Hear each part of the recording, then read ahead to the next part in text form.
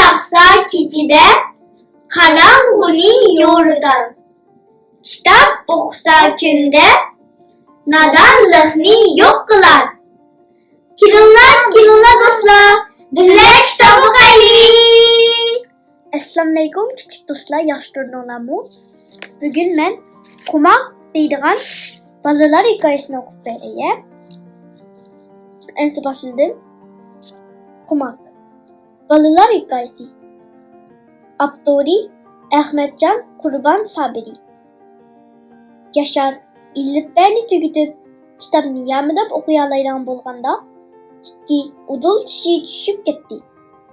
Tishi tushib ketganda ancha ag'rimagan bo'lsa-mu, lekin Yasharga sinfdagi barliq savodoshlari uni zanglik qilib tuyuldi.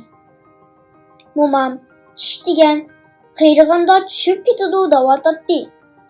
Qaraganda men qayriga o'xshamandiman. Yasharning bu xiyoli uning o'ziga kulgili tuyuldi.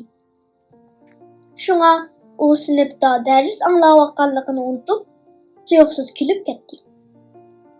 Uning bu qiliqi butun zehni bilan dars o'tayotgan Tursun muallimning achchig'ini keltirdi. Yashar, o'rnidan tur!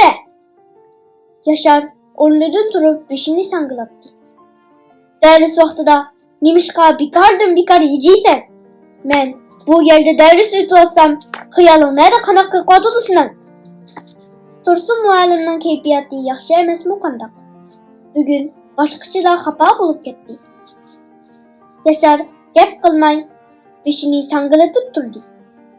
Undaq bo'lsa, mana doskadagi xatlarni o'qib boqing. Doskada bir yurish xatlar qator yiziqliq turibdi. Doskadagi bu xatlarni o'qiy olamsan, o'qiy olmamsan? Achchiqi texi yanmagan Tursun muallim varqirab so'radi. Yashar doskaga qarab qo'ygandan keyin ishonchli javob berdi. O'qiy olayman. Emsa o'qib boqa. Yashar doskadagi xatlarni o'nlik o'qishga boshladi. Yigitga, yadiyo, yo'sin. Uning udul ikki tishi bo'lmag'achqa, ya'ni har qancha qilsa-mu to'g'ri o'qiy olmadi. Bolalarning orasida xirildgan kulki ovozi anglanishga boshladi. Yashar o'zining reni ye deb talaffuz qilayotganligini bilolmay, taxmu kuchab o'qiydi. Javob, yezinga. Amdi bolalar rasmiy paraxlab kulib ketdi. Bo'libmi Yashar bilan Tula aytishadigan Jo'shqunning kulkisi hammadan kuchlik anglanadi. Tursun muallim bolalarni tinchlantirib, Yasharni nayt yaxshi o'qidi deb maqtadi. Biroq Jo'shqun Yashar xato o'qigan tursa deb norozilik bildirdi. Boshqa bolalarmi g'udunshib ketdi. Tanaffusda Yashar bilan Jo'shqun takalishib qoldi. Muallim yaxshi o'qidi da'vatsa, sen nimani bilading? Sen reni ye deb o'qigan tursan, Qumoq bo'lgandan keyin boshqa amal yo'q-da sana. Jo'shqunning bu gapidan keyin boshqa bolalarmi paraxlab kulishdi. Yashar achchiqida nima qilarini bilmay qoldi. Necha kundan keyin Jo'shqunning udul ikki tishi tushib ketdi. Yashar bilan Jo'shqunning orasida bo'lib o'tgan ishdan xabari bor Tursun muallim Jo'shqunga doskadagi xatlarni o'qitdi. Javob, yigitga, yezinga.